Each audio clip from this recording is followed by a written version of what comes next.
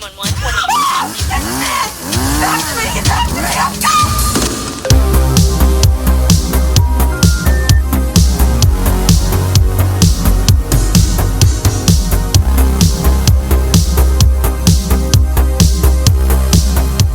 How's it going, you creepy Christmas cucks?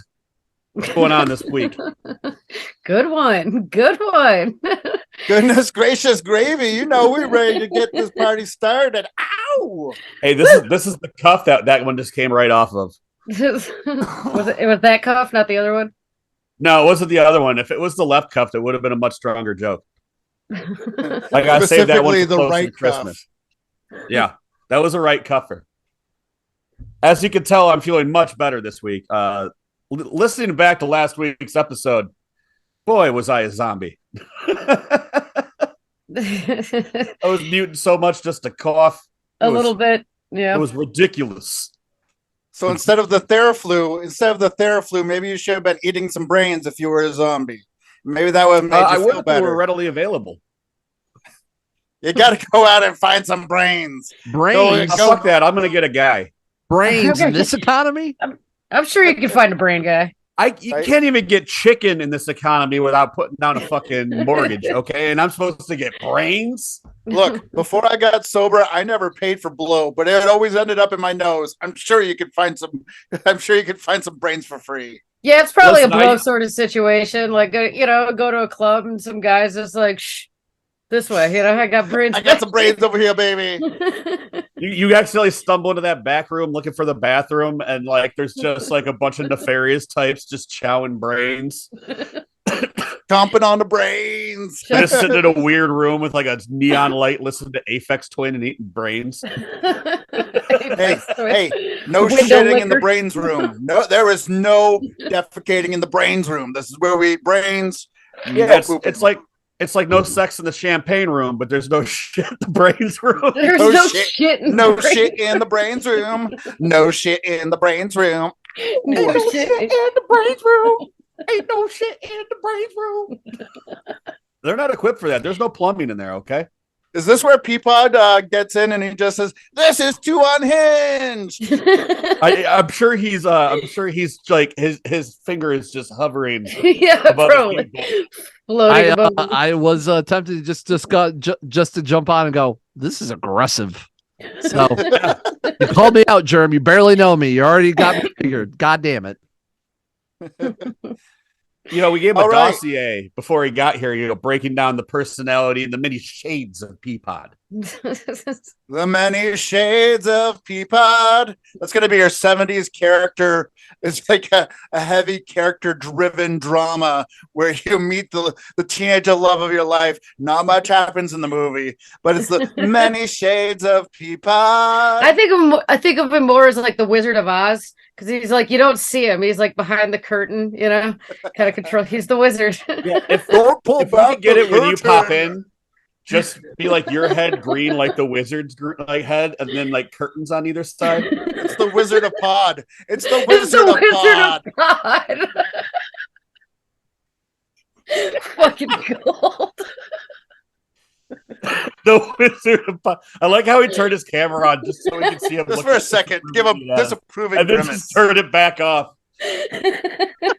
Like, you three freaking son of a guns. I love all three of you, just for the record. Poor son of a bitch. He's got to put up with so much of my shit. Nah, happy to. This is why I'm here. I'm the straight man, and they're the wild card. We're the wild cards. It's just the deck of wild cards. Let's see how straight you're after to tweak those nipples of yours. Ow! I don't think there's any non-wild cards in this room. Yeah, you're probably right. Yeah, probably right. NyQuil, and I'll take up that mantle. Last week I was very on the rails. I know I kept pushing us along. I was like, "Hey there, big guy, let's talk about the next one." Yeah, well, and even when it comes down to like talking about movies tonight, like one of them is going to be interesting to talk about because it was like set up like a hallucinatory fever dream while watching it in a hallucinatory fever dream. No So shit. it was like just like doubling up on its like fucking upness. It's So I'm gonna have to like rewatch it, like not full of NyQuils and cold medicines and like sweating and hallucinating. Well, on that Well, note, good. let's get this terror train back on track, babies. What's everybody been watching? Well, we should. What's our main movie today? We're gonna talk about a Spanish horror movie before we get into after. So I actually picked this one out. We're going into Christmas season, so the next couple episodes are gonna be Christmas movies. This is Day of the Beast from 1995. It's not like a direct Christmas music movie. Wow. Not a direct Christmas movie, but it does have quite a lot of Christmas tropes, music, Santa hats, and caroling involved. Well, it takes place on Christmas Eve. Right. Well. So it's a Christmas movie. So it is a It's Christmas movie. Yeah. But I'm saying, like, a lot of people like go straight to your Silent Night, Deadly Nights, and all that. We're gonna give it a little bit more pizzazz, hopefully, and maybe like pick out some of the ones. Some jazz hands.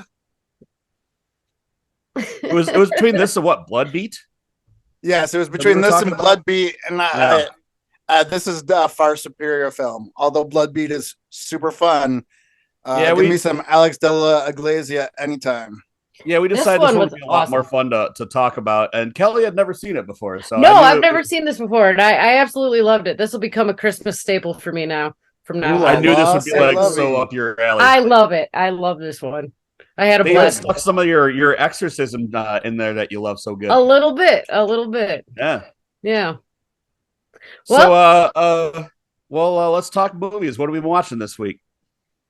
Who wants to start? Chris, you start since you were all sicky last week. Let's all right. The first one I watched, and this is the aforementioned what I had talked about, where I was in a fever dream, and the movie itself was also set up like a fever dream. So I'm curious to go back and watch it. It wasn't that I was like completely out of it when watching it, but part of the way the movie was made was purposely to make you feel like out of it while watching it. This is a 1992 Star Time, written and directed by Alexander Cassini.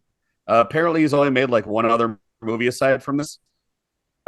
This was a really interesting movie. It was small. It had I think 5 actors total. 5 actors total. And there's not a single line of dialogue for like the first 20 minutes. And it actually does a really good job of like setting up this character by like showing this vicious cycle he's in of like he's suicidal, his life's off the rails, and he finds comfort in this television show called The Robertsons, right? The Robertsons gets canceled. He's gonna kill himself. And when he's about to do it, the dad from the Robertsons shows up and he's like, yo, I'm going to jump too. Let's do this. It's like, we ain't got nothing to do together. Neither of them can end up doing it. And what it turns into is like, kind of like one of those movies where one is, you're not sure if it's his inner monologue or if he's projecting, which is this father character, telling them that he's going to be a star and all he has to do is start murdering people. So he's getting ready and prepared to do this. And the entire time he's wearing this baby mask. So he is also called Babyface, which it was like a clean version of Baby's face from Hills Run Red. It just didn't have any of the cracks or any of that shit. So I'm curious if those had anything to do with each other. This one was like more psychological. It's all told from his point of view. He's definitely like really out of his fucking mind, but like, the other cool thing they did, and like just to make this feel even more unhinged, is they recycled actors, and if it wasn't a main actor in the movie, it would never show their face. Like they were like meaningless characters just for like to propel the story, and it like didn't hurt the story any way, shape, or form. It actually made it like cooler. So I don't know. This was a really weird movie. The 2 main actors, the guy that starred in this thing, I don't know how he hasn't popped up in like a million movies. I looked to see if he did anything else. Did like 4 movies total, but he looks like a mixture of like fucking James Dean and it's not a tip by tip, but he has like this like very like 50s 60s like pretty boy face, and then the dad, the Robertson's dad that's talking to him, like he's got like this like really traditional like grandpa face that makes him like lovable and likable. It was a really cool movie. It'd been something I've been meaning to watch for a while, just I thought the cover was really cool. I would recommend it. I watched it on Tubi. It wasn't that long. I give it 3. Hell yeah. Yeah. Very cool. Very cool. I've been very curious about that movie for a long time. I think it was one of Vinegar Syndrome's first releases, or one of their earlier releases. And that cover is definitely is intriguing. And I'm glad that you checked it out. And I'm glad that you talked about it, because now I'm going to definitely check it out. Tubi for free. Can't go wrong with that. Hell yeah. Yeah, it was one of those things where I was endlessly scrolling for a movie to watch. Now, like I went in there without like anything picked out ahead of time. And it's like, I've almost pressed play on this thing so many fucking times. Fuck it. I'm not looking through another rack of movies, So just started it, and glad I did. I had a good time with it. I'm going to definitely revisit it now that I'm better. Just to see if it was as hallucinatory as it felt while I was watching it already in that state. But yeah, definitely check it out. Fun. Hell yeah. What was that one called again? Star Time. Star Time. Star Okay. Time. Whose time is it? It's Star Time. Star Time. Star Time. We're gonna get like a whole karaoke CD of Germ T Rippers. I think you should. Me doing backups. I still walk around. I still walk around randomly singing REEL, real vile, REEL, real vile. I love it. Been like 4 weeks, and I'm still singing the theme song that I made up. We need to make a remix. Yes, right? Yeah. All right, who's next? Kelly? I'll go next. Killer Kelly. This one I haven't seen since I was younger, and I remembered about it. It's a fucking great Christmas movie. Jack Frost from 1997. Not to be confused with the 1998 movie of the same name for children, Jack Frost. And which they say that. Hold on, they say that movie's for children. That movie bleak as fuck. The one with Michael Keaton. It's real Michael fucked Keaton up. one. Anyway, go on. Yeah, don't show your kid this one. Although the snowmen do kind of look alike too. I can I can see how they would be easily confused, especially coming out like a year apart from each other. But you can watch this on Tubi, Pluto, Crackle, Plex, Peacock. There's also Riff Tracks versions of this, which are pretty good. This was written and directed by Michael Cooney. Directed by Michael Cooney, written by Jeremy Page. This is also Shannon Elizabeth's, if not first movie, one of first movies, like the hot foreign girl in American Pie. I don't know. Yeah. Fun fact. But basically, what? Go on. No. I was gonna say that scene did not age well. Those kids would have been like in fucking prison for what they did with that girl. But anyway, go on. Dude, right? But basically this is what happens when you mix genetic acid, DNA of a serial killer, and snow, apparently. This follows, he's like a felonious murderer on his way to be executed, and, runs into a car filled with genetic acid and melts into the snow and becomes a murderous snowman. I mean, the plot's quite simple. They don't go into detail. They don't try to explain too much, which is what makes it beautiful. This movie's fucking fun, man. It's gory as shit. There's lots of great, one-liners, such as, well, it ain't fucking frosty. And, world's most pissed off snow cone. I don't know. I thought that was good. But, I mean, basically, it's a snowman running around murdering people. He's trying to seek revenge on the cop that arrested him. And he moves around by, melting into puddles. Water moves, I guess. And he just kind of glides. Yeah, kind of. I mean, he drives a car. It's ridiculous as shit. It's fun as fuck, though. I gotta give this one at least a 4.5. He shoots out icicles. Was it part 1 or part 2 that had him killing the girl in the shower? I was just about to get there. There is a snowman rape scene. Again, don't confuse this one with the Michael Keaton one. But yeah, a snowman rape scene in the bathtub.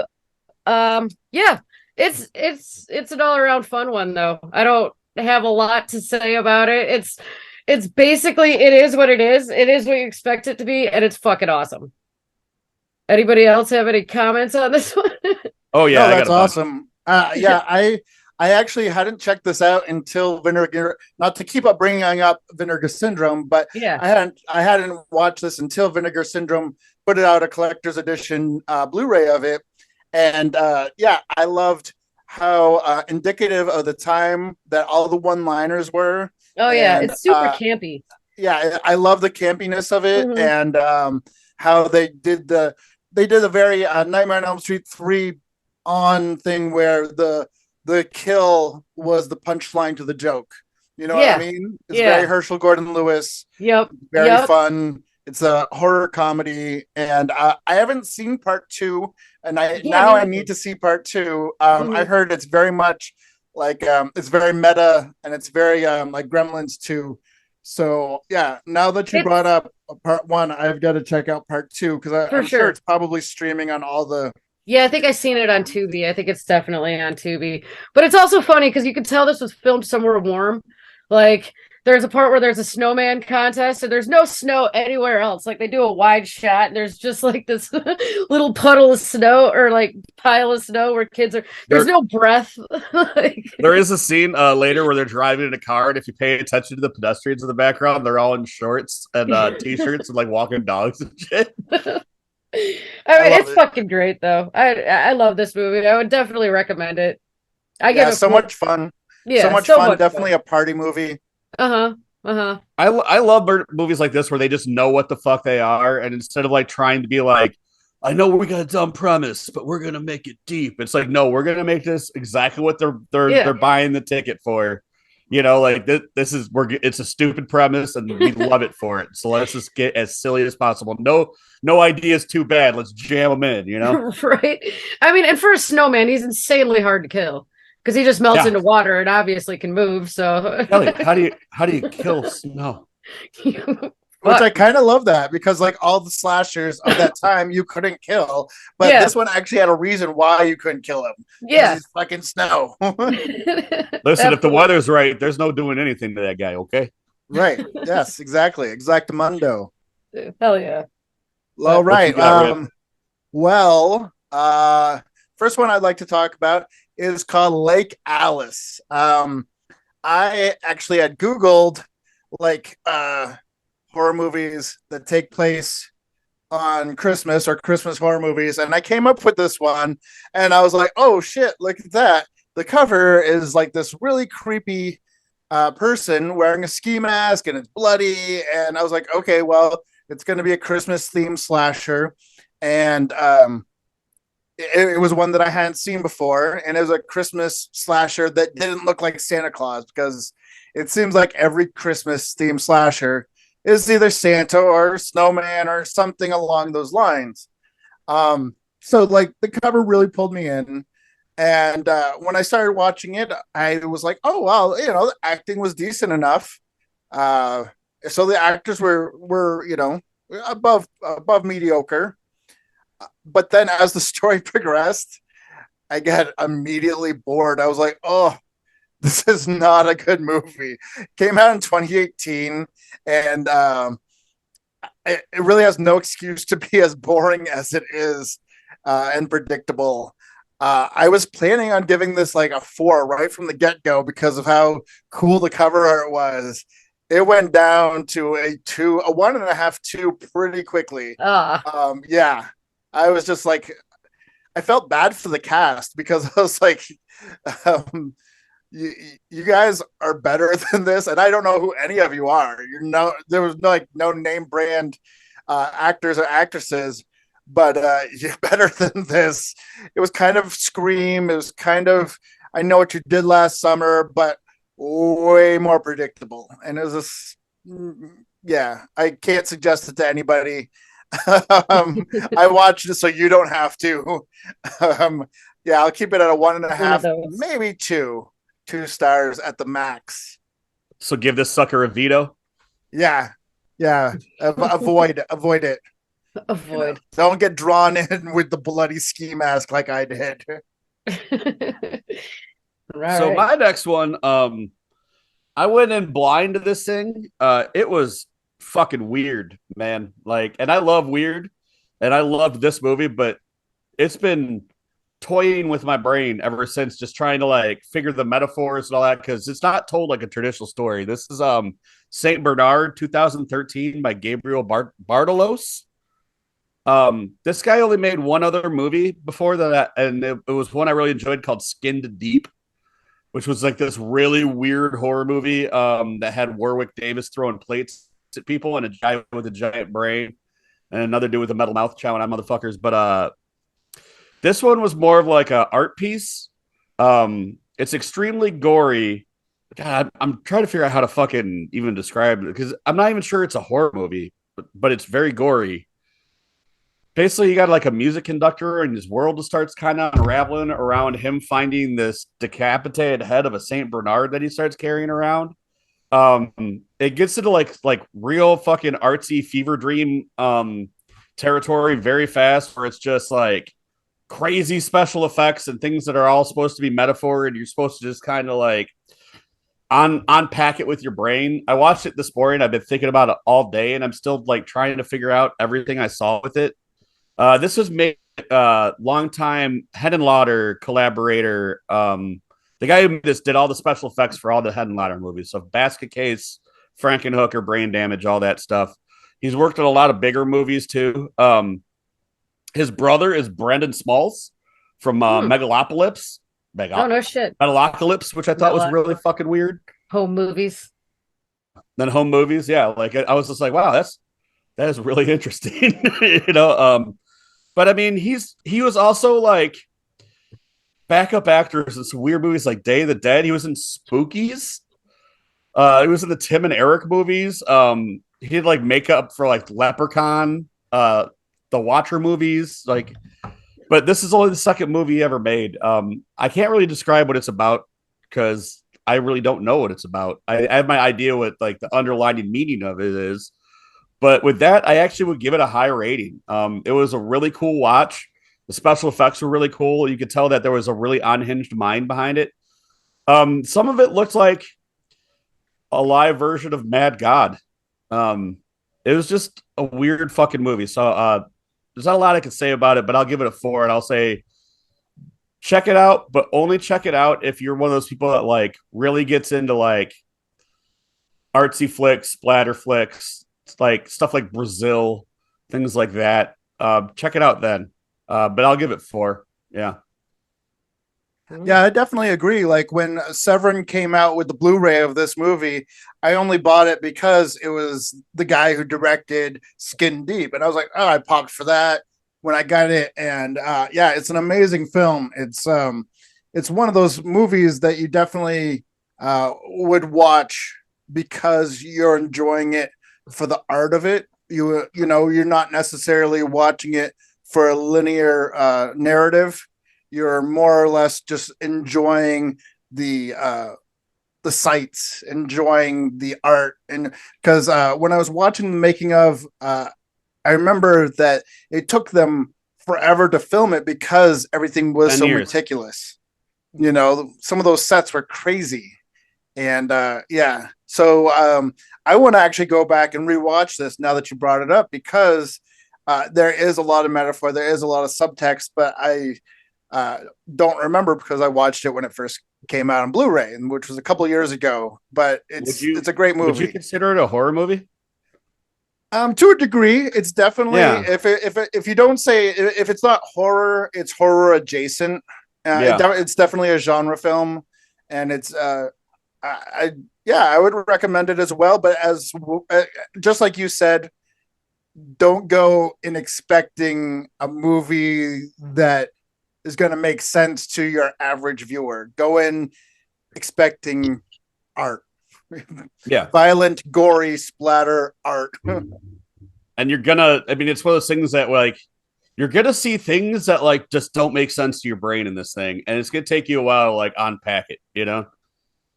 Absolutely. Like, I mean, at one point there's skydiving raw chickens. and they really did it. They went up in a goddamn plane and they were skydiving raw chickens with parachutes, and it's a weird fucking movie, man. Okay. And with that, I'm tagging out. I like Kelly's response. Okay. She knows the kind of movies I watch. She I knows do. what alley this is in for my viewing. I'm not surprised by anything anymore. Anyway. All right. Is it my turn? Am I I up think it's next? on me right now, actually. No, it's Kelly. All right, let's go, Kelly. Yeah. Kill All it, right. Kelly. Hey. All right. The next one I watched is a newer Hammer movie. This one's on Hulu. It's The Lodge. This one was awesome. I really enjoyed this one. It's it follows these kids following the death of their mom. They kind of go stay in a lodge with their dad. Like, it's in like northern Michigan. I'm not exactly sure where, but it seems like that sort of place that's lots of fucking snow. And they go stay up there. Yeah, something like that. I didn't catch exactly where it takes place. But they go stay up there during the winter, like following the death of their mom. And her dad wants them to get to know like his new girlfriend that he's been dating. And like she's got kind of a weird culty past. I like this movie a lot because like you don't know if it's like what it's going to turn into. You don't know if it's like a cabin fever induced like PTSD psychosis sort of fucking thing, or if it's like more of a like more morbid or like death or ghost thing going on. And it keeps you guessing throughout like the whole movie. I don't want to go too much into the plot of it because it will give it away. And I don't want to do that. But this was a good one. It still like invokes that same sense of dread that Hammer movies are pretty good for. And I don't know, I liked that about it. It's enjoyable. Without saying too much, there's not a lot I can say about the plot, but I would definitely I'd definitely check it out. It's on Hulu. Yep. I love The Lodge. It's such a smart modern noir film, and it's kind of claustrophobic. It is kind of claustrophobic. It's got so many smart angles to it, and I've talked to people that are like, "Oh, that woman's horrible," and then other people are like, "Those kids are horrible," and I'm just like, "The family is horrible." Yeah, I'm definitely more on the woman's side than the kid side, but that's just me. I'm not a very kid-friendly person, right? But yeah, it's a great movie.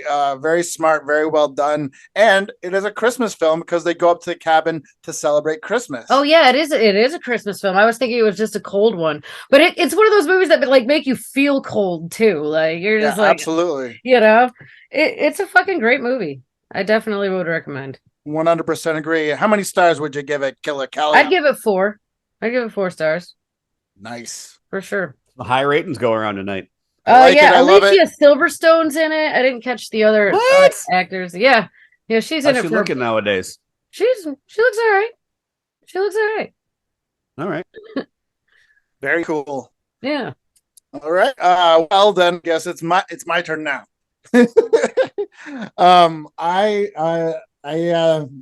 Once again, I watched this movie, so you don't have to. Oh boy! It's called The Nutcracker Massacre. Oh god! It came out this year. 2022, and when I saw that cover art of the crazy looking Nutcracker with the big sharp great fangs, cover art. You cannot not watch that. Like when it pops up on the Tubi, like this is suggested for you. It's like, here's a ticket. I'm going for the ride, and I expected it to be worse than it was. Like I'm like, if this isn't horrible, I'm gonna be disappointed. And it wasn't good, but it wasn't horrible either. The acting was not stiff, which I actually appreciated. And then it kind of had a very creative backstory on the mythology of the Nutcracker, which I don't think I'd ever heard before, because I'm not like a ballet guy or nothing, but just the Nutcracker protecting the Sugar Plum Fairy and blah, blah, blah. And so this took that mythology and turned it on its head. And now it's a soldier that's possessed this giant Nutcracker and is got to kill everybody to protect the one true Sugar Plum Fairy. It actually, not horrible. I'd give it a hard 2.5. You know, if I was feeling more generous, a 3, but hard 2.5. Maybe you got to give it a point alone just for that cover. I mean, that cover rocks. It's beautiful. They probably spent half the budget just getting that cover. Like, all right, people will watch it anyway. Just get the good cover. Right, exactly. It's like, besides the cover, and I like the kind of original story. Besides that, it's like, okay, how much longer? Oh, this movie's only, it's not a long movie, but it still had me looking at my wrist. Like, okay, dude, so let's wrap this up. Put a bow on it. It's Christmas Day. Come on. Better than Lake Alice, but not by much. I almost watched it a couple times too, just because, like I was trying to get Christmas movies that people might not have seen yet, like what we've been trying to do, give them recommendations, like why we're doing Day of the Beast.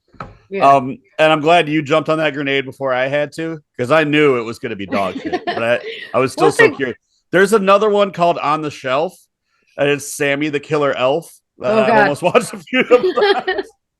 One thing I've learned, like doing this podcast, that movies with massacre in the name are usually not awesome, but or awesome in a completely opposite way. No, but I mean, sometimes you're surprised because I think it was either last year or the year before I jumped on the grenade of Santa Jaws about the killer Santa Claus shark. I almost watched that yesterday. I kind of liked it. I did. I liked it a lot. It's on my. It was fun. It's on my watch. Way better than it deserves to be. Get yourself about 3 eggnogs deep, and press play on Santa Jaws. Hell yeah! All right, am I up? Yep. Yeah, boy. All right, this is gonna be my Christmas recommendation. I have stuffed this movie down so many people's throats. I'm pretty positive Kelli owns a copy because of me. So many of my friends have probably watched or own copies because of me that they haven't even watched. Because anytime I saw this thing in a new and used record bin for less than $2, I would buy it and just give it to people. And this is Santa's Sleigh. Yep. Spelled Slay, starring Goldberg, the WWE WCW wrestler. Yes. As a murderous Santa. So it's quite interesting to have a Jewish wrestler as a murderous Santa. Also has Dave Thomas in it, not the Wendy's guy, but the comedian who's one half of Strange Brew with Rick Moranis. I love this fucking movie. It knows what it is, just like Jack Frost. It's like we're gonna make something really, really dumb. Mm-hmm. It has maybe one of my favorite opening scenes ever in a Christmas horror movie in this fucking thing. Like within the first couple minutes, he kills Chris Kattan and Fran Drescher. Mm-hmm. And Fran Drescher. Yeah, and like all these super famous people. And it's like, how the fuck did you get this? And even the crew, like fucking Saul Rubinek is one of the stars in this thing, So I come to find out that this was God, what was the director who made Rush Hour? Oh, I don't know off the top of my head.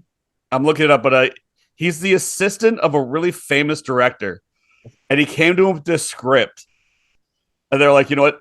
I'm gonna help you get this fucking thing made, and that's how this movie got made. There's a claymation scene that is like Brett Ratner. Yeah, that's right.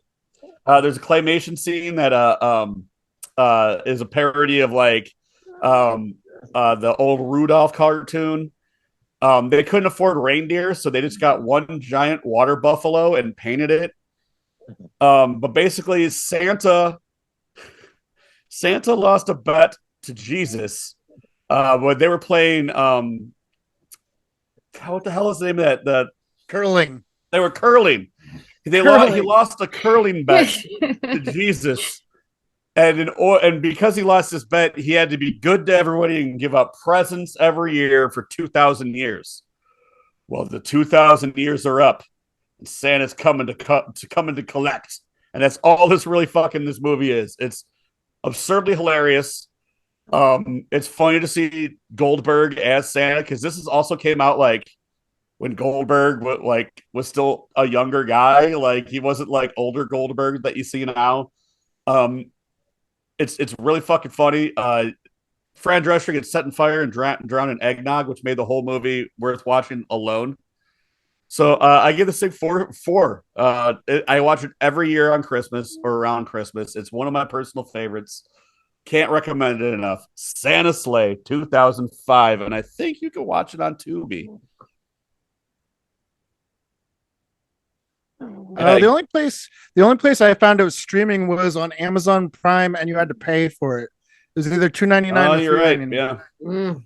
Yeah. But yes, Santa Sleigh is absolutely my number one favorite Christmas themed movie, any genre. It's so much fun. It is fun. And similar to, like you said, Jack Frost. Yeah, it has that thing where it's very punny, it's very campy. Every kill is a punchline to a joke. Yep. I know I say that a lot, but that's totally makes me pop whenever I see a horror comedy like this. And I'm pretty sure that the entire cast is Jewish, which I think makes a Christmas movie. You know what? I think you might be right. Yeah, I'm pretty sure that the entire cast is Jewish, which makes this Christmas movie even more subversive. And when you talked about the stop motion animation sequence, that is totally an homage to the Bankin and you know what I'm saying. Yeah. Rankin and Bass stop motion animation. I always pop for that. I don't care what style of movie or documentary or whatever you're doing that's Christmas themed. If you put in something similar to Rankin and Bass, I will definitely pop for that, and that will be. And not only that scene is the setup of the curling scene. So they do the curling part in fucking stop motion. Well, and that's what makes me think that it was maybe made either by a Canadian or in Canada, because curling is not an American thing, but not really. No, it's much more of a Canadian sport, well known in Canada. I do think there is a curling place in Toledo, because I used to work for the paper, and I'm pretty sure I made an ad once. Nice. Fun fact. I put this off. I put off seeing this for so long because I was put off by the cover art. And I was like, this looks fucking horrible. And I think it was that opening scene of the family sitting around the table, all grouchy and like backbiting and being crappy to each other on Christmas Eve.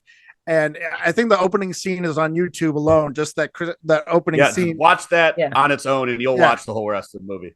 Yeah, but like that alone, like dragged me, and I was like, this cast is amazing. That opening scene is freaking gold. That gold. I guess it's a clever play on words, even though it wasn't intended to be. But when Goldberg comes down that chimney and just annihilates that family in various ways, and like they all deserved it. Like from minute one, you hate this family, and he destroys them, and it's just like chef's kiss. Not only that, the way they introduce them, they try to do like the traditional Christmas thing where like the dog starts barking at the fireplace and you see a little soot come down, and you're like, oh, is Santa here? And then you see some boots drop, and then he just walks through the wall. He just comes straight through the wall, takes the star off the top of the Christmas tree, and just whips it into somebody's chest. Yep. Tell this movie, that's the first 30 seconds of this movie. And I think like any great Christmas or holiday themed genre film, this still maintains a sense of whimsy, a sense of like magic and wonderment. And you can't make a good holiday film. I don't care how bloody or violent it is. You can't make a good one without a sense of just Christmas magic. If you take that out, it's not going to be good. Yeah. It's not going to be, you can't have that Christmas spirit. It just won't work. Yeah, even Jack Frost had the Christmas spirit as well. Yeah. Absolutely. The town comes together. They got to believe in Santa or whatever the case may be. They got to believe and work together, and everybody. Yeah. And once you get that whimsy, once you got that magic, it works. No matter how much blood or violence you got to go through to get it. Hell yeah. I mean, and it doesn't skip. There's plenty of blood and violence and stuff too, but even that is done in like a slapsticky way. I mean, there's like there's explosive presence and like all kinds of. I think at one point they have a bazooka. It's a silly fucking movie.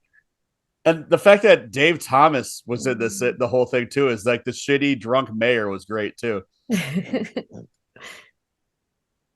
So 4 stars, tagging out after that. All right. Yeah, I got another super cold movie. Mine is 2010's Frozen. And I mean, this is on Freebie, Tubi. You know exactly what this is going into it. You know exactly what it is from the cover. It's your basic survival movie where these kids get stuck on a ski lift. I didn't realize who was in it. Dee Snider's in it. Yeah. He has like one line. Yeah, I didn't realize that at first until I kind of looked it up. Kane Hodder's also in it. I believe he's like the operator of one of them at least. And then Emma Bell, one of the girls that was in The Walking Dead. But yeah, basically 3 kids go up on a ski lift. They're forgotten about and they're stuck on a ski lift for a week because it's a Sunday and the place is closed. So they're stuck up there. So this becomes a survival movie. And what I liked about this movie is even though it all takes place on this one ski lift, they did a really good job at keeping it intense as fuck and keeping you like invested in it, in the story, and like, is this girl gonna survive? Like, it gives you a sense of anxiety throughout the entire thing. And the wolves, my god, the wolves. But yeah, I mean, there's not a lot to say about the plot, but it's a good one for one of these type of movies, and I like it for this season. Like I said, it makes you feel cold. There is some good gore in it, as far as like some frostbite and shit going on. It gets you like on edge with some of the scenarios that they have to go through to try to survive. Yeah, it's enjoyable, I'd say. Good. Yeah, I really like this one too. I like Adam Green in general. Yeah, I've already talked about Digging Up the Marrow on here. But I really liked, Digging Up the Marrow. I thought was like the poor man's Nightbreed, and then the Hatchet movies I always thought were just a lot of fun. Even though I haven't seen the 4th one yet, but the first 3 were a lot of fun. I think he just makes great movies, and that show Hollister he had, it wasn't bad. He had Otis Urungus in there, that was sweet. So yeah. Much love to Adam Green, and I'll give that thing 3.5 myself. I'd give this one 3.5. Yeah, for sure. Yeah, I haven't gone back and watched Frozen since it first came out, but I remember hearing that I think this is one of the last breaths of video stores being open. I remember hearing about parents accidentally picking up this instead of the children's Disney movie Frozen, and I was like, oh, that's hilarious, because this is kind of a slow burn. It's kind of a psychological thriller. It's an idea that a lot of people can kind of relate to, because if you've ever been on a ski lift, it's kind of one of those things you're like, I hope I don't get stuck here. Ha ha ha. And then you see these 3 kids actually get stuck up there, and like the weather and the wolves, wildlife, the wolves, everything is pretty is pretty realistic, and it's terrifying. You know what I mean? That's much scarier because it is the realism that's associated with it. And I know that Adam Green grew up in the New England area, similar to myself, and so like when I watch his movies, I could be like, oh shit, I know where you got this idea from. And nice. It was his second movie. I'm pretty sure it was. It was his second. Yeah, like, I didn't look that up. First Hatchet movie.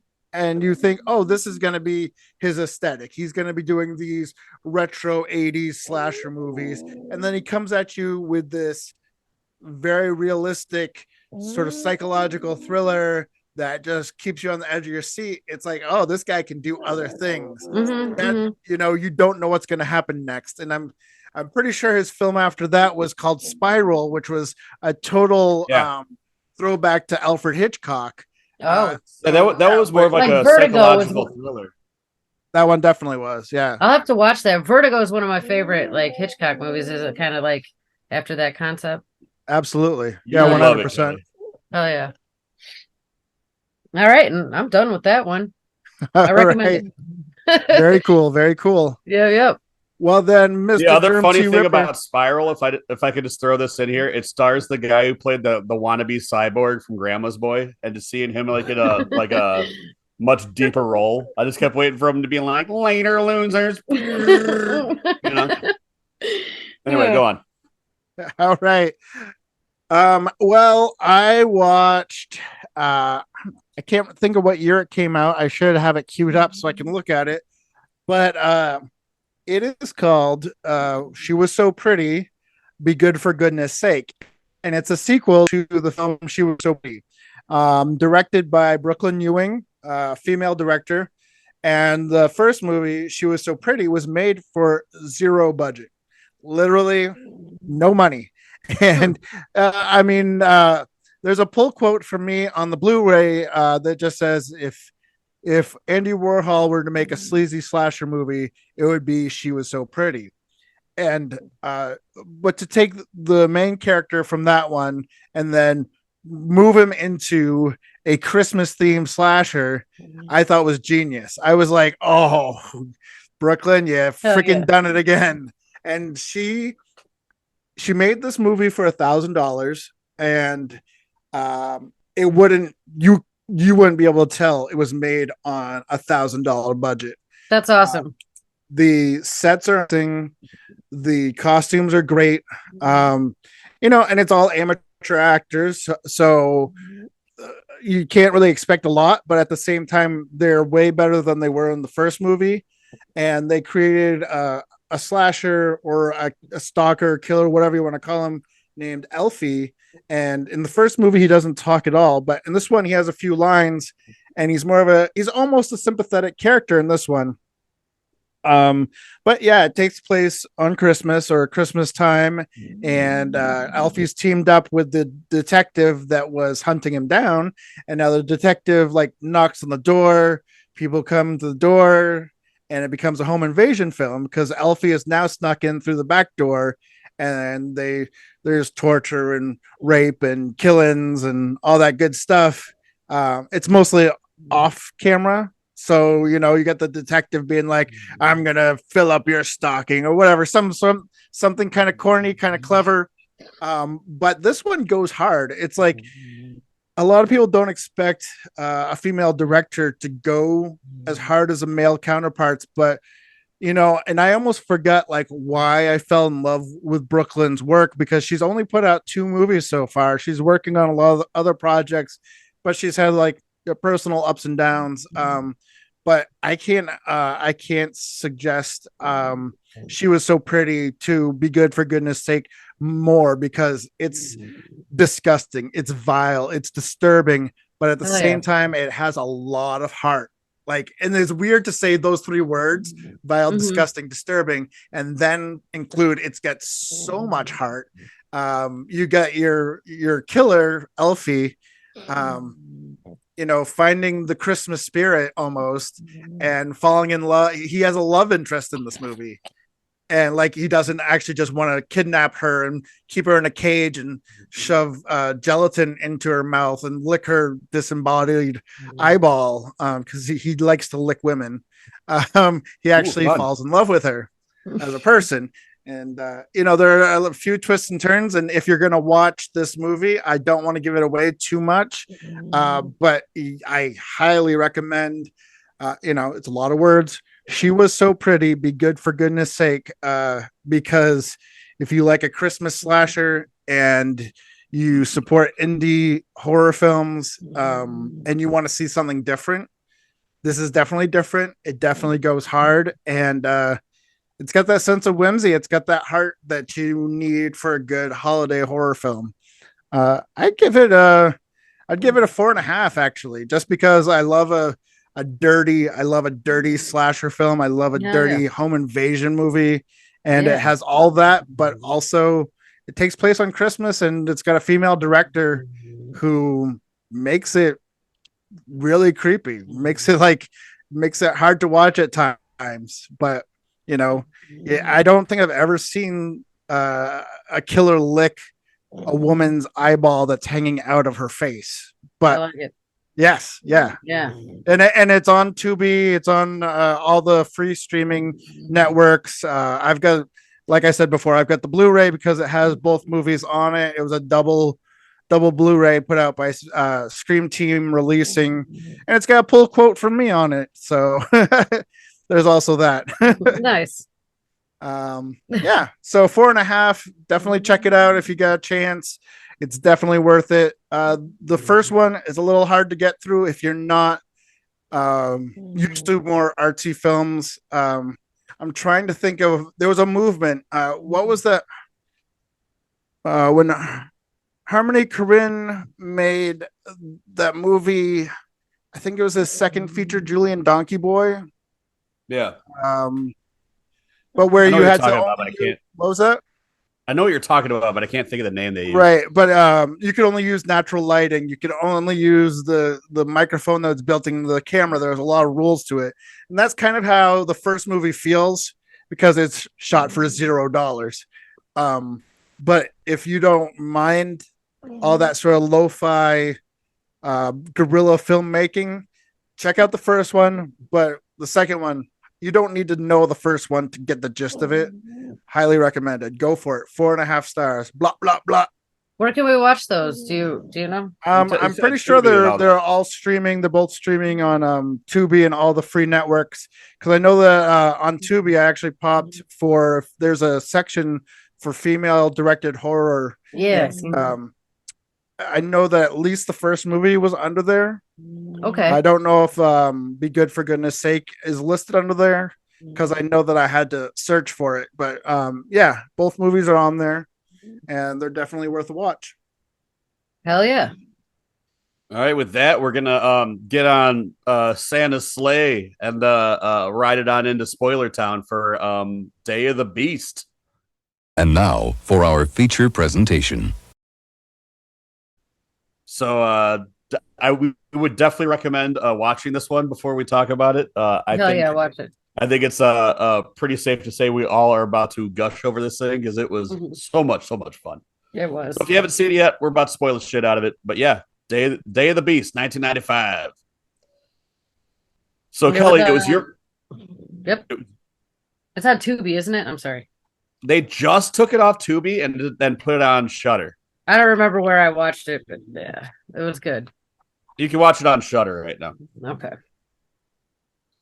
Yes, my first time. It was my first time seeing it, and I thoroughly enjoyed it, actually. You went in blind, right? I went in blind. I had no idea what was going to happen, from the opening scene, and I was like, oh, okay, I already like this. You know me, I like demon shit, I like the devil and exorcisms and like priests and like that's my jam. So like within the first 5 minutes of this, when he's like, oh, I figured out the code, and you're like, oh. So like two priests are talking, and then one gets crushed by a giant crucifix, and I'm like, "Yep, I'm invested." Well, not only does the one get crushed, but the only reason the other one is saved is because he had like a fucking like Three Stooges fumble of his paperwork.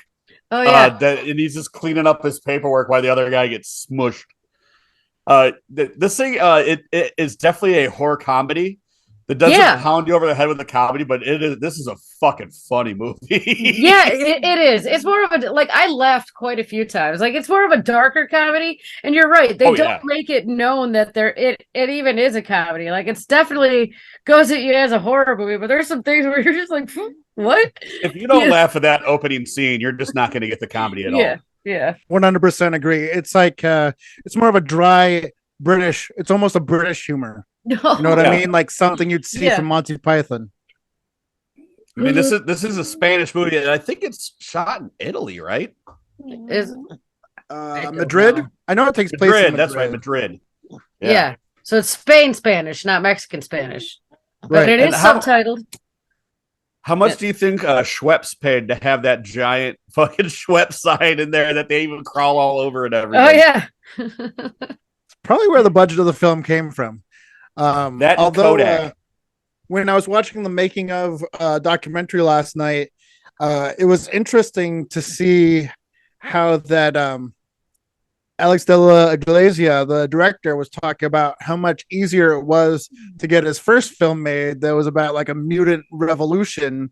And then when he came at the same investors with pitching the idea of the apocalypse and the Antichrist coming to Earth on Christmas Day. Nobody wanted to get involved for some reason. Like, it was really hard for him to get funding for this film, and I'm glad that he did, because I fell in love with his work with the movie The Last Circus, which is a period piece, takes place during the Spanish Civil War, but it's very much like Jarodowski's Santa Sangre meets Sam Raimi's Spider-Man, which may sound bizarre, but when you watch the movie, you totally know what I'm saying. So when I fell in love with that movie, it was pretty much like anything he put out, I had to check out. And when Severin put out this, I think they released it on Blu-ray and 4K UHD, I had to pick it up, and I was thoroughly impressed. Just having a Christmas movie dealing with the Antichrist being born on Christmas Day to mock Jesus, everything was laid out like this was meant to mock Christianity. Not the movie, but like that's the plot line. But that's the plot line of it. And it was interesting that in the making of the two buildings that point to where the Antichrist is supposed to be born, those were being built like when they first started shooting the film. So that wasn't even part of the original script. They just saw those two buildings. They're like, we got to include that in the movie somewhere. All right, run it. I love it. It is a strong shot. Like, all right, at the bottom of the stairs and his arms are out, and there's the two buildings behind him. They're like, lightning going off. Such an amazing shot, And then you get this priest that's figured out when the apocalypse is coming, when the Antichrist is going to be born, and to see him try and commit as much evil as he can so that he can convince the devil that he's he's willing to sell his soul to the devil, and then trick the devil into taking out the Antichrist is an interesting plot twist that I don't think I'd ever seen before or since. Then to get more into the devil's head, he teams up with a satanic metalhead who works at a record shop. I loved that guy. I love that guy too.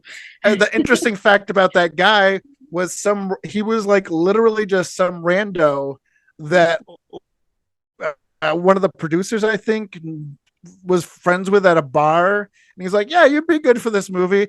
And Alex de la Iglesia was like, I want real actors.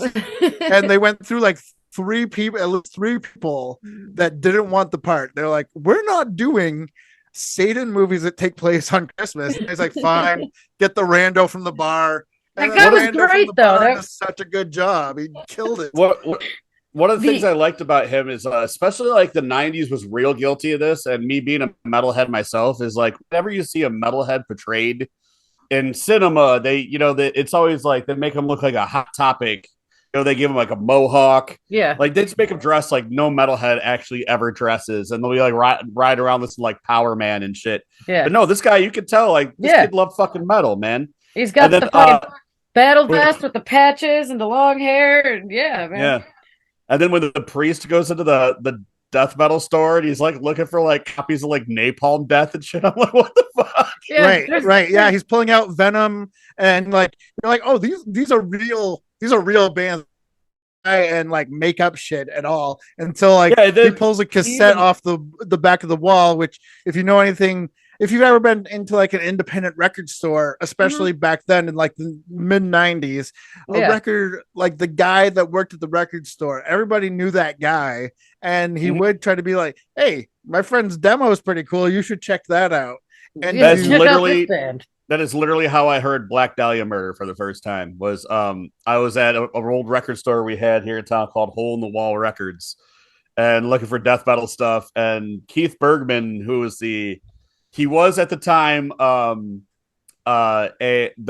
owner of the record store, but now he's a pretty decently successful stand-up comedian. So check out Keith Bergman. But he was like, hey man, check out my friend's band, and he gave me What a Horrible Night to Have a Curse demo. Nice. I still have that thing. Apparently it's worth a metric shit ton of money now. But yeah, that's how I heard Black Dahlia. But like so many bands I've heard of was just like the guy behind the counter like, yo man, my boy's band just cut a demo here.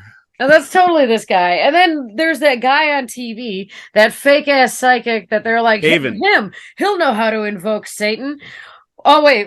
You got the fucking metalhead's dad who just stumbles out of the fucking I think it was his grandfather. I think it was a grandpa. Grandpa, yeah, his grandpa. That guy's whole role in this movie was just to be dick out and say nothing. And they're like, did a great job at it. And shit. Like wide fucking robe, just comes out, dick out, and like metalhead dude just gives him some acid. He's like, we're gonna pep up his day a little bit, The guy's just.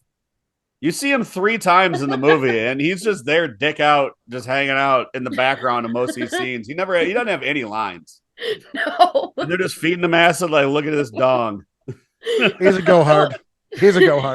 Well, anyway, they hook up with fake ass TV psychic, and they're like, he's the guy that'll help us invoke Satan. And they break into his apartment, and, like, tie him up and try to like make him tell them how to invoke Satan, which involves the blood of a virgin and dosing the blood of a virgin with a bunch of acid.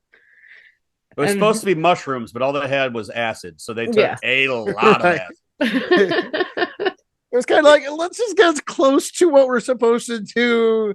Well, we'll half-ass. Can you imagine going through everything those people went through with that much acid in your system? That would ruin you for like when that goat came out and by the way, the goat from this and the goat from Drag Me to Hell were eerily similar in their fucking CGI. They should be a tag team. Yeah. Black also, Phillip. by the way, I know we're jumping all over the place, but this is something that also cracked me up. Towards the end, when they shoot up that there's all those Santas on a stage and the priest is like hiding up there. Did you notice that instead of a third Santa, it was a guy in a turban with blackface? Yeah, well, it's supposed to be the 3 wise men. It's supposed to be the 3 wise men. That's why. But still, the dude was totally in blackface. They even gave him a fucking close up while he was dead. I remember him falling. I couldn't. Can't remember his face. This one, the other cool thing about it was like, so the priest, in order to be believed by Satan to be able to sell his soul, has to start doing all this evil shit. So, like, you see this dude in a priest outfit, and he's even doing, like, petty shit. Like, he's not going to walk by a car without keying it, Like, just all this dumb shit. He throws a mime down a fucking subway ramp, Like, it's just it's really all very, funny very, like, low-grade petty crimes and, like, simple batteries and, nothing really horrible. Nothing that's going to convince the devil, oh, yeah, you're evil, dude. No, the guy that's dying. There's that one guy that's dying, and the cop's like, oh, yeah, go give him his final rites. And he's like, I hope you rot in hell, and steals his wallet. Yeah. That's kind of evil. That's a little evil. I think that's the worst thing that he did, though. I was like, oh, damn, I don't know, drugging and then taking the blood of that woman. The virgin. That's pretty evil. By the way, I don't know where they got that shotgun from, but that thing had to have like 420 bullets in it. It's like, that's not how shotguns work, but that's okay because like that's not how any of this works. Yeah, there's a scene where the metalhead's just racking and shooting this thing over and over and over to clear a crowd out, and it's already been shot before this scene itself like 14 times. I like when they're after they eat all that acid and the metalhead just can't stop laughing. Like they're scaling that giant fucking side and he's trying to jump off. Yeah, he's like, ooh, I can fly. And just they're like, stop. And he's like, I can't stop. And he's just laughing. Like that was pretty that's totally something you'd do on acid too, because you just be laughing and be like, I'm gonna fly off this building. Yeah. I'm hanging off a Schweppes absolutely sign. They nailed it. And I love how that he blindly followed the priest almost from like minute one, like, this is what we're gonna do. I'm totally on board. I like your taste in music, man. And then I believed it wholeheartedly. Like me as a metalhead, if I was working and I have worked at a record store before, if like a full-on priest came in like, yo, I want your Napalm Death, and he gave him a list of like 3 bands. I recognized 2 of them. The other one was like in Spanish, so I didn't know what it was. But like he even starts like pulling out records, like play this. The dude's like, yeah, this thing's right. He's like, nah, it's horse shit. Yeah. Like I'm looking for a message. I want to be this guy's friend.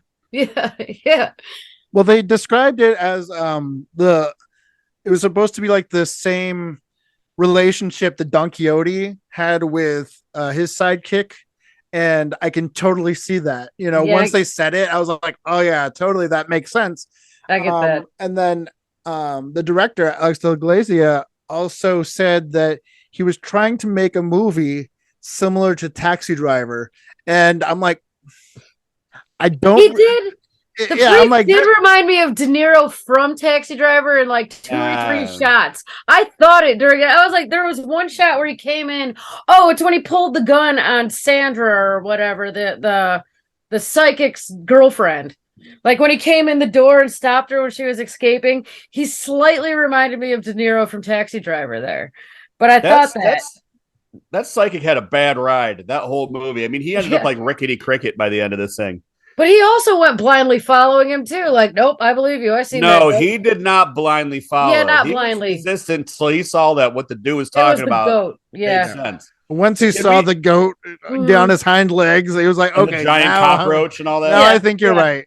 Now I believe that the Antichrist is being born tonight, and they got separated because, of course, he fell off the building. And he's like, immediately, I got to get back on the air. I need to get in contact with these guys again. We need to stop the Antichrist. And, they go to the metalhead and the priest go to the metal club, and they get kicked out because the priest is ripping the necklace off the girl. They get beat up. And like the whole time there are these fascists that are killing people that are saying, that's what I want to talk about. Yeah. They're saying like, keep Madrid pure. And so like Clean there's this undercurrent of fascism going on. I guess if you're going to compare it to anything nowadays, it'd be like the Proud Boys or something. But nobody's really paying attention to it. It's just there. Like there's a scene in the convenience store, and I think it's the talk show guy walks in and he gets something from the freezer, leaves the money on the counter, and he's just like steps over the bodies. Him and his girl for later. Yeah, they just step over. He just steps over the bodies and leaves the money and walks out like it's no big deal. Like this happens all the time.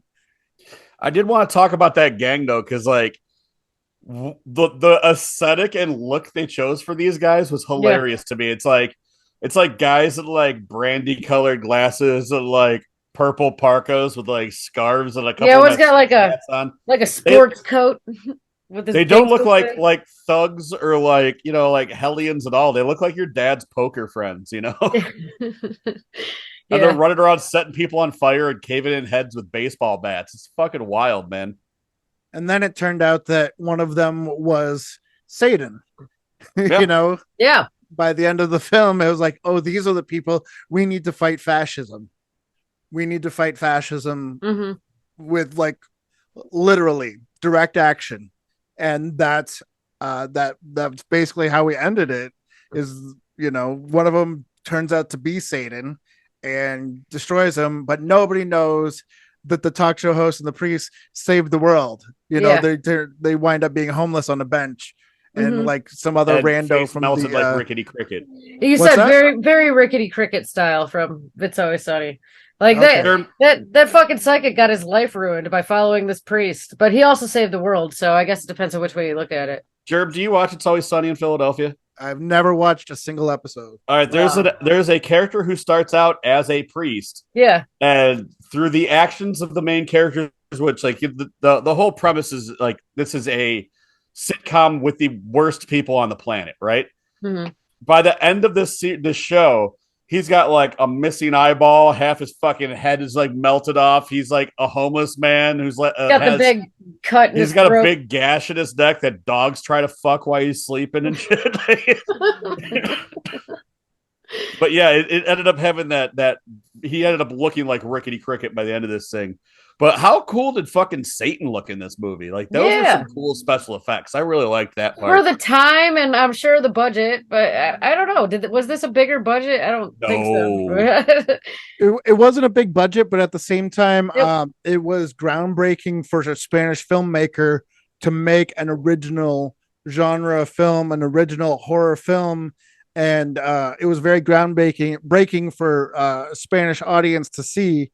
Because it wasn't trying to imitate an American film. And I guess, if you wanted to make a Spanish film at the time, you had to make basically an American film with Spanish actors. And that wasn't the case with this. This is a very Spanish film, and it was groundbreaking for the filmmaking in South America. So yeah, it's definitely one of the greatest genre films that takes place on Christmas, and definitely one of my favorite Christmas movies ever since I watched it. Just because it is funny, it is scary, it's got some great gore and violence and action, and so many twists and turns, and great characters that you kind of care about, that you do care about. Just a good storyline all around too. An original story. And not only that, like it's gritty and nasty and gnarly, but still like funny too. Yeah. Like even when it's at its most grotesque, they can still pull a little giggle out of you. Like it's pretty good. I like this one a lot. It had been a number of years since I watched it. In fact, I think I ended up watching this because the original movie I saw by Alex was a movie he made called Witching and Bitching. Oh my God, it's so good. I think I've seen that. I hate that title, but I love the movie. Yeah. Great movie. And I was like, well, whatever the fuck this guy made, I gotta check out. That's where I saw The Last Circus, and then I saw Day of the Beast. So which is why I was like, we should cover Day of the Beast, So hell yeah. Yeah. I'd give this thing 4.5. 4.5 is from me as well. I love this one. I absolutely loved this one. Like everything about it was good to me. I enjoyed it. Yeah, 4.5 as well, definitely, because it's just so smart, so well done. It's very close to a 5. It's very close to a 5, but I'm gonna keep it at 4.5. Everything Alex does is amazing, though. I'm excited to see his first film because Severin is releasing it. It was part of their Black Friday sale. So once that comes in, I'm gonna definitely check that out. And I'm sure is that the one about the handicapped mutants? Yes, but the Mutant Revolution. Yeah. Because everything he's put out, everything I've seen by him is so genre bending, so smart. Is always got comedy, always got action, always has a fantasy horror element. Yes, exactly. Hell yeah. What a cover. That's a logo, man. So yeah, it's definitely straight to the point. 4.5 stars. Almost a 5. But definitely get a chance to watch Day of the Beast. Watch Day of the Beast. Don't do it for us. Do it for yourself. Yeah. Next week we will be back with Chris's Bloody or is it Chris's Bloody Christmas? Yeah, Christmas the new Joe Bloody Bagos Christmas. movie, which looks fantastic. And Hell yeah. Joe's been talked, or his movies have been talked a lot about on the podcast before. We've always given everything he's done high ratings. I really love that this guy's done from Mind's Eye to Almost Human to VFW. VFW is fun. Kelly's a big fan of Bliss. I have not seen Bliss yet. I love Bliss. God, I love Bliss. I know I'd love it. I just haven't gotten around to it. Fucking do it. Yeah, Bliss is actually the movie that introduced me to his work. I think it was the first film that he wrote and produced and directed. I saw it at Cinepocalypse 2019, and I got to meet him and the producer, Jim Ether, I believe is how you pronounce his name. I'm not completely sure. And I think that Jim had done a little professional wrestling and or boxing. He's definitely a big dude. But yeah, definitely check out Bliss because it is a hyper stylized, drugged out vampire kind of cannibal mess of pure beauty, grotesque. Yeah, it's the type of thing that you would love, basically. But yeah, Bliss. He comes out with Bliss, then he follows it up with VFW, and now you're coming out with Christmas, Bloody Christmas, about a psychotic robot Santa on a killing spree. I'm in. Yeah, yeah. Joe Bagos, and I tried to get him as a guest for next week. Unfortunately, he's busy with his next film, or else he would be on here. But I'm very excited. I'm very excited to watch it once it starts streaming. What is it, on the 9th? We'll watch it. We'll talk about it. And I believe it's this Friday it comes out. This Friday the 9th? Yeah.